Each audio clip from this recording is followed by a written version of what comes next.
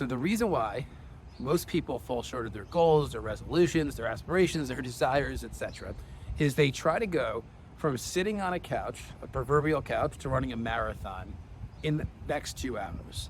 They do things that are so extreme, so freaking unsustainable, because they saw a TikTok on it, or they hired a coach, or they went to a seminar, and it's so extreme.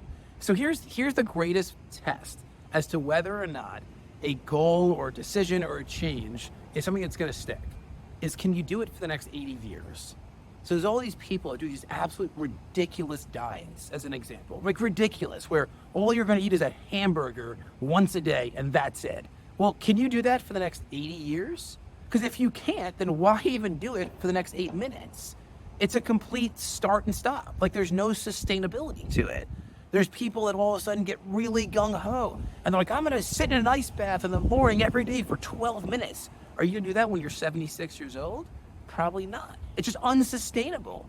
So the reason why most people fall short is because they make decisions that are so extreme, they're so unrealistic that they just, no human can sustain it. Like, it's an absurd quest. So the key is to integrate things into your life, whether it's reading or writing or exercise or nutrition, that you can do forever. Like, you need to start making forever decisions. Like, forever. Like, so for me, like, fitness is a forever for me. Like, forever. It will never leave my life because I've integrated it in a way that's completely sustainable. Now, when I was younger, I used to go to the gym for 3 hours literally every day. Not sustainable at all. And I already started hurting my body. So I said, okay, what's a sustainable way to ensure that I have optimal health at all times? 45 minutes every day, 15 minutes of cardio, 30 minutes of strength training every day without failure. And I know I can do that every day until I'm 150 freaking years old. With regards to my diet, I eat relatively the same things every day and I enjoy them. I can completely sustain that. That's the key. You need to make decisions that are sustainable.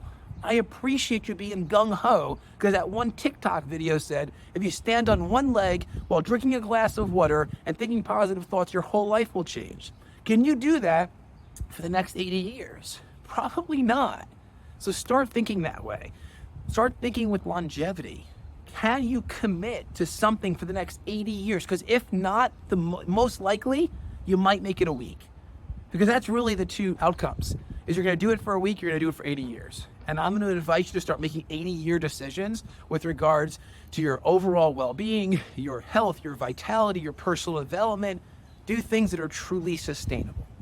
I know this one person that got like really gung-ho on reading. They read a book every day for 30 days.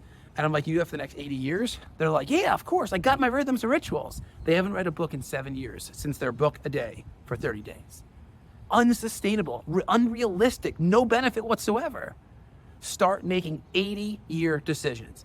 If you can't do it for 80 years, don't do it. And find a way to create sustainability, stickiness, longevity, and that's how you truly see change.